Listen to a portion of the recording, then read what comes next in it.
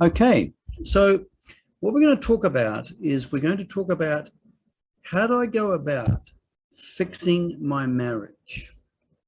Now, when we're in an unhappy marriage or a marriage that isn't going well, it's a tremendous problem. It's a problem because when your primary relationship is not going right and it's filled with conflict and unhappiness, it colors every aspect of your experience. So what we need to do is we need to know, well, how do you actually go about fixing a marriage that seems to be disintegrating, that's not going well? Now, the very first thing that we need to do is that when we're upset about our marriage, when we're unhappy about our marriage, we're caught up in unhappiness. In other words, we're caught up in thoughts and feelings about the marriage. And when we're caught up in thoughts and feelings about the marriage, we're not actually seeing the marriage. What we're doing is we're actually thinking about our thoughts about our marriage, and we're caught up in our feelings concerning it. So the very first step is that from within that very emotional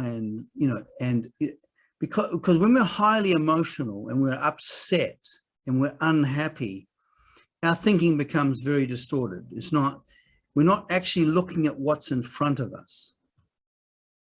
So one of the first things is that we have to be able to begin to examine what's actually happening in our marriage. In other words, we've got to have what Socrates would call an examining mind, because if we don't examine what is actually happening, what to do will never become evident.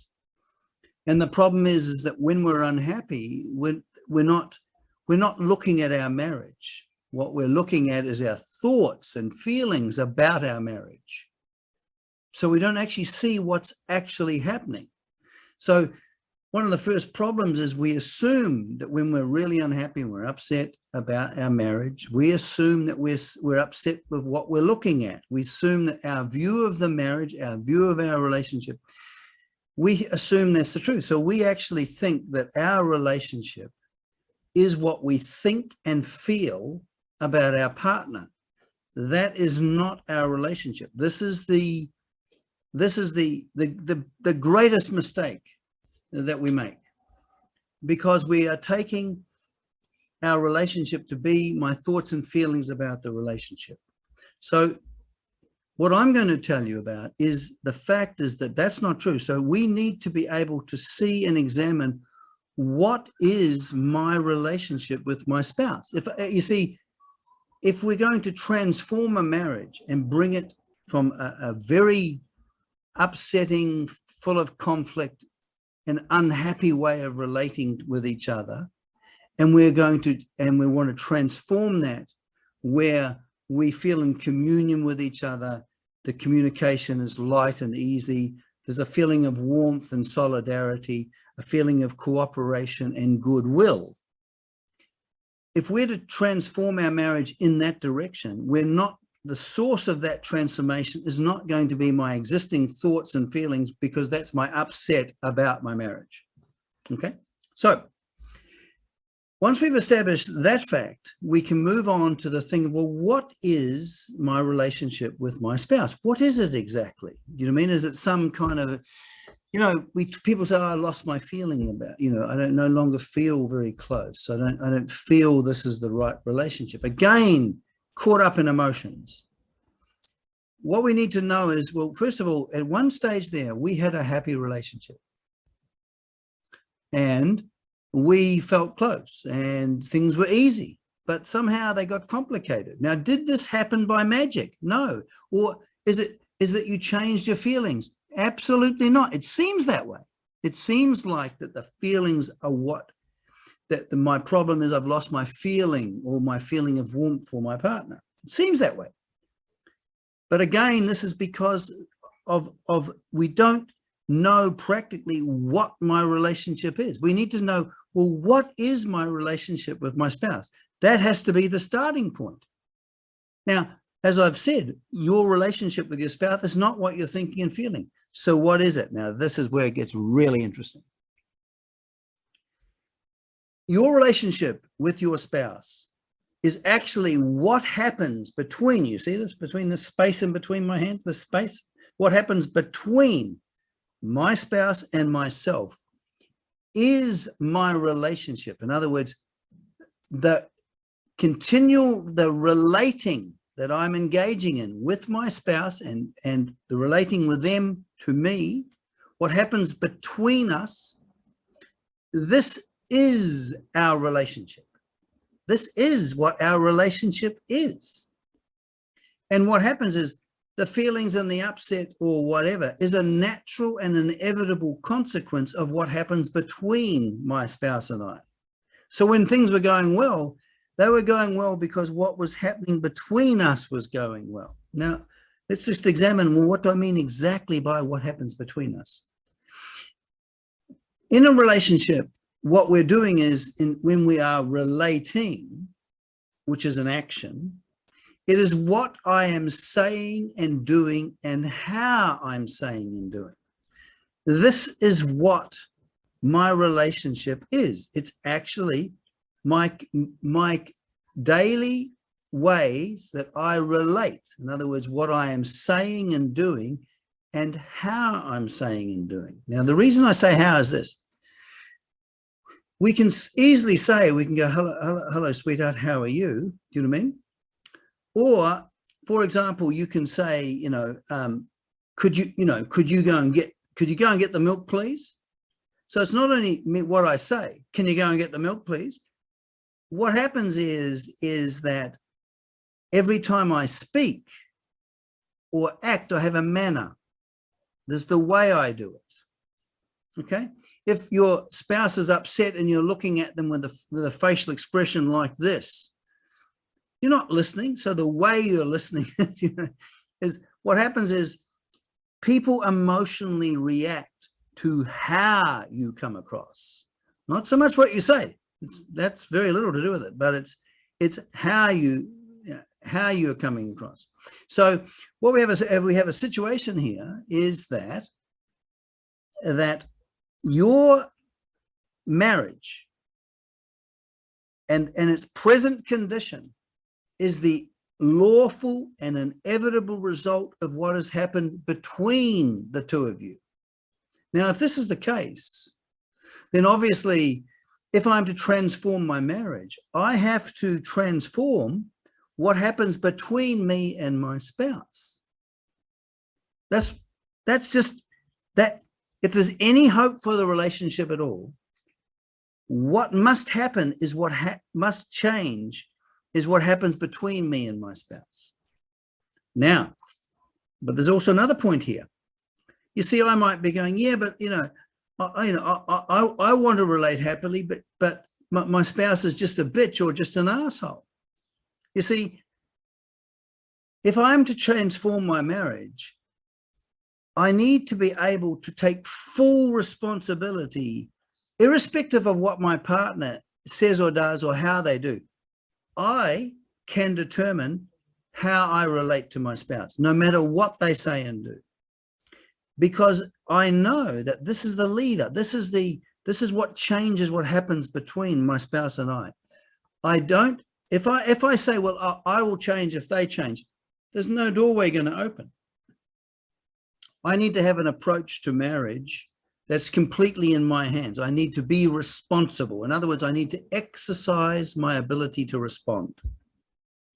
So, and without this responsibility, I can't be blaming. So if I wish to improve my marriage, to restore it, the key is my willingness. Am I actually willing to be responsible? Exercise my ability to respond. Now, this is extremely important because if I don't arrive at that point of responsibility, I will be waiting for my spouse to change. Well, good luck with that. Have you noticed that you can't change or control people? When a relationship is deteriorating, what happens is we continue to get more and more trying to exert control. More and more we try and change them. You know what I mean? We try and change them with criticism. We try to change them with hostility. We try to change them through using pain. All of this doesn't work. As the relationship degenerates, what happens is what happens between two people starts to get bad and toxic. And what we find is that as my relationship goes down the gurgler, I find myself, instead of being full of goodwill, in other words, having a will towards good, wishing the other person well, I start to be full of ill will and resentment. Now, you think about this. When I'm full of ill will and resentment, okay, that's a feeling. You can't help that, by the way. You know, if you're full of resentment and ill will, that's the reactions you're having, which are the inevitable results of your kind of relating. But we can't try and control those. We just have to accept that. At the moment, I'm feeling resentful and I'm feeling full of ill will. But what we can do is not act from that resentment and ill will. This is the whole point. You see, when I act from resentment, you see, your spouse's view of you, is a consequence of their experience of you. And what determines their experience of you? Easy. What you're saying and doing and how you're saying and doing at every kind of moment on a daily basis. You see, so what happens is what you're saying and doing, how you're saying and doing is either building the relationship so that it becomes more harmonious, more cooperative, more happy, or it's pulling it down. And when what happens is when the relationship is, when we know something's not right, it's not going happy, we tend to neglect it. And we don't, and if you're full of ill will and resentment, the tendency is you don't actually care about doing anything about the relationship because you're too caught up in the emotions of resentment and ill will. And then if you don't have a feeling of goodwill, you then cease to care. And then when you're not moved by care, you don't do what's needed because you go, oh, damn it. And then what happens is you go into a mode of relating which is neglectful or ruthless. You just don't care. Okay, your spouse is upset with you and it's like, for God's sake, get out of my head, get out of my space. Again, that doesn't work. So what happens? So again, what we're looking at is that we need, if we're to transform our relationship, we have to first of all go, okay, I'm at the moment caught up with feelings of resentment and anger and hostility. I'm being neglectful in the sense that I don't really care. I don't really care doing anything. But I need to care because, you see, particularly if children are involved or whatever, most marriages fail. This is the sad thing. They fail. And when they fail, there's a tremendous amount of upset, emotional pain. The cost is enormous of not knowing how to relate. Now, from this point of responsibility, we can learn 3 essential skills, and we need to learn these skills. If we don't learn these skills, we're going to be in serious problems. But when we learn these 3 skills, we can begin to actively transform our marriage. So the first skills are, we need to know the skill of how to actually form a bond with another person, to form a warm and cooperative, friendly relationship with another person. Now, because we're not dealing with thoughts and feelings, what's important, how we do this, is we start to relate happily. So in order to have a happy relationship, we have to relate happily. Now, if I act from my resentment and I go, yeah, you see, okay, yeah, well, whatever, right? That unfriendly act pours water on the affection. That is not going to transform your relationship. In actual fact, it adds a little bit more toxicity because your spouse is going to experience you as attacking. So the first thing is that I need to know, okay, that irrespective of how I feel, I can still act in a loving and caring way. Now, this is extremely important. Okay, I can't be false and say, okay, I don't feel resentful. The fact is I might be see, what we want to do is examine truthfully what's happening in our life. And that may entail, okay, I feel angry and I feel resentful. However, I understand, now that I understand that the key to my relationship is how I relate on a daily basis, I can then understand that I need to improve the quality of that relating. Because I need to learn the skill of how do I actually establish a relationship? How do I come to a warm, close, cooperative, friendly relationship? The only way to do that is by acting warmly, cooperatively, and in a friendly manner. That's the only way. And so I need to know how I can bring a relationship together in the first place so that I can establish a relationship. That's the first skill. The second skill is I need to learn how to maintain that warmth and cooperation on a daily basis. Because again, if I don't do that, every time I act, I have a consequence. Every time there's a consequence.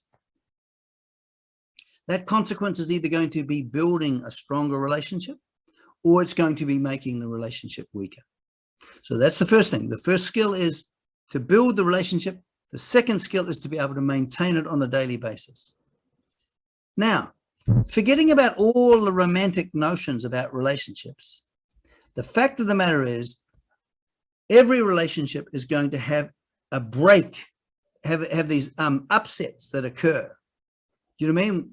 Arguments or issues that, we need to know how to fix them up again. So it's not a matter of not having upsets. As human beings, we tend to run in and against each other because we clash in terms of what we want. So there's a tendency to fight, to have an upset. But what's important here is I need to learn the skill of being able to resolve and fix the upsets that occur so that the accumulation of resentment and ill will doesn't happen. Okay, so this is important. You see, when we talk about a happy, cooperative, friendly, warm relationship, we don't mean a perfect relationship because there's no such thing as a perfect relationship.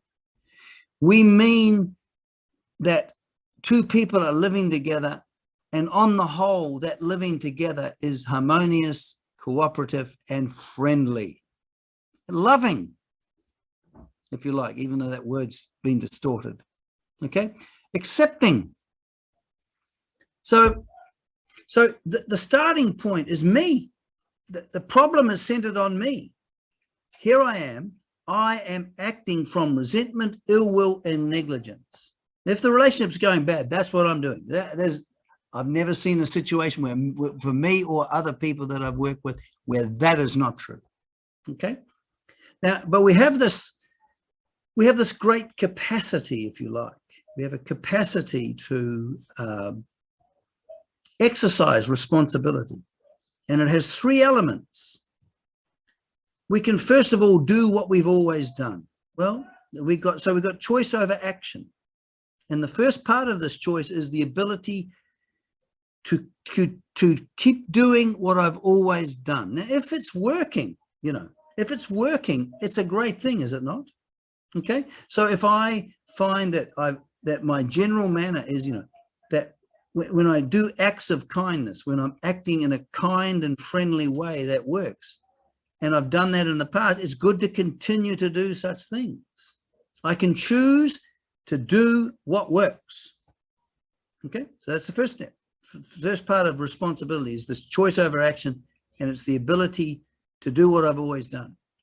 The second ability is to come up with something entirely new. Now, when you're in the mess, when the relationship is in a mess, you need to come up with better ways of conduct, of better ways of talking, better manner when you relate to your spouse, because what you want to do is, irrespective of what they do, you are not going to, if they respond with hostility, you are going to respond with with friendliness. You're going to bring value to the relationship. Are you with me? So that's the second part.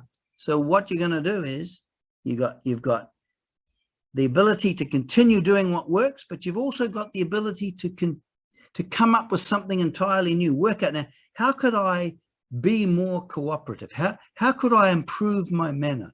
How could I, how do I need to act in a friendly manner? You notice how you're now shifting your attention off your psychological reactions and you're looking at your conduct. You're looking at what you're doing every day. This is incredibly important because this is the only way you can examine your relationship. The rest is you're thinking about your relationship. They're not satisfying my needs psychologically and all that nonsense. That's not going to get you anywhere. So you've got the third component. The second component is being able to come up with something entirely new.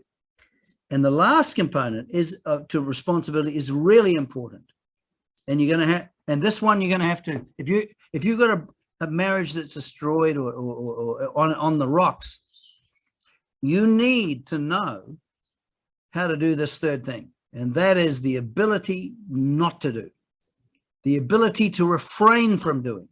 So if your spouse is being upset with you or acting in a hostile manner, emotionally, you might be, the urge to say something attacking or cruel or unkind will arise in you. Okay, now you can't help that.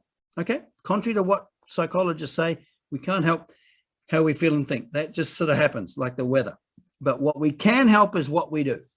So what we can do is that my spouse has said or done something that I don't like, it's not friendly.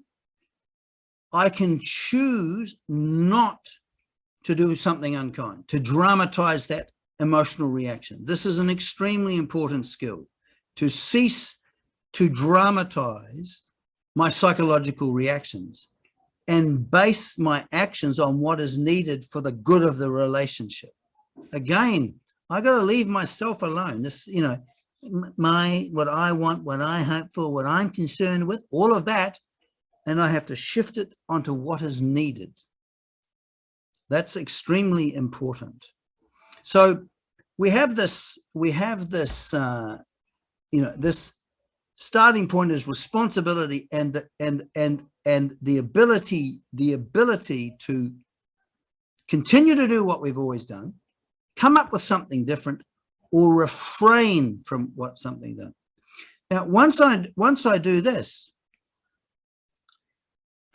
I'm kind of set, but I've actually got to have a bit of a shift in mindset about relationships. Now, this is really important, and I'm going to go against the normal cultural attitudes when it comes to this.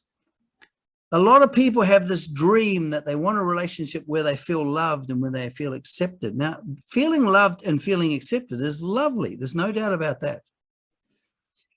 But the thing is that in our culture, we've got this idea called psychological needs. We need to be loved and we need to be approved of, and our self-esteem is really important, and all of that sort of stuff. When I'm 6 years old, I need love and I need support. Okay?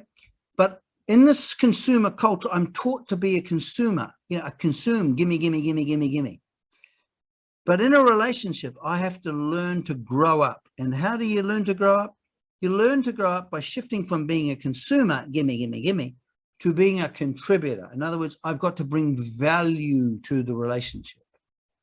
So you don't get love from a relationship. You need to bring love to a relationship. Now, this is a different orientation. Now, you can go down the road of emotional and irresponsibility, of this infantile notion that you need love and all of this stuff. You need to relate to other human beings because we're social. But if you're relating from an infantile worldview, I can promise you will never be happy, because you'll have strong emotional demands that the person be loving, be this, be perfect, and all of this sort of stuff. And when they don't, you'll feel resentment and angry, and you'll feel completely victimized by them. This is no good. So what we're talking about is we're talking about a shift in worldview, in our view, how we see marriage. the point is that my marriage is that I need to bring value to the relationship, and I need to learn how to do that. And I need to learn what that involves. And it's related to those 3 skills of being able to maintain a relationship, to be able to build it in the first place, and when it stuffs up, to be able to fix it up. Those 3 skills are very, very important. So now, when we talk about how to fix our relationship, we need to see, first of all, what is the relationship? It's my way of relating. We need to take total responsibility. In other words, I'm not going to wait for my partner to change. I am going to look after my side of the fence. And there's an interesting thing here. If you change like this, they can't help but change, because they'll be having, first of all, a different experience of you. And the repeating patterns that you get into, where you just repeat the same thing over again, the same upsets and the same upset feeling at the end. If you cease to engage in activities that are expressive of ill will or hostility in any way, and you become more attentive, and you don't become neglectful and ruthless, but you actually bring the value that's needed, that has a profound effect on the other person. It won't immediately, but if you've got this infantile thing, I'm not going to love you if you don't love me, which is like a transaction, the whole culture, isn't it? You give me that and I'll give you that. That's not going to work. That's not going to work. Now, the fact of the matter is that unless we learn, if we don't learn how to live rightly with our spouse, you see, it's an ethical problem, not a psychological problem. Okay, so it's not a question of just simply relating. It's learning to live rightly. And there's certain principles that we need to follow in order for that to occur. If we don't know those principles, then we won't know what to do.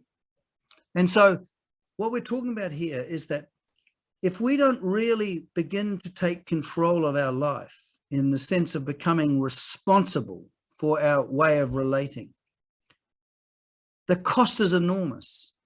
Because you see, in a marriage, for example, when you break up, it costs enormous amounts of money. It also, the emotional cost, the cost to your children it's unbelievably bad. So what we're talking about here is that the whole point of I need, not counselors. Okay, so, with the right ideas and with the right understanding of a marriage and stuff like that, that can help. But guess who's the one that's got to do it? You are, because you are the problem. And you're the problem as soon as you start acting in any unkind or unfriendly or ill will way, or being neglectful, not doing what you need to do. You are the problem in that relationship, and you are destroying it. So what has to happen is, and you're also the solution. And so if you do not learn and start to take this seriously, you are heading for a tremendous amount of unhappiness. Now, when you look at relationships, how well are they doing? We got all this, we got books about relationships, we got theories about relationships and all of this stuff, but these relationships are breaking up. Most marriages fail, or people they adapt to an unhappiness. It doesn't have to be that way, but we have to learn to look at this in the right way. We live in a psychotherapeutic culture. We think we need therapy. I need to fix up my self-esteem, or I've got to get my psychological needs satisfied, and all this nonsense.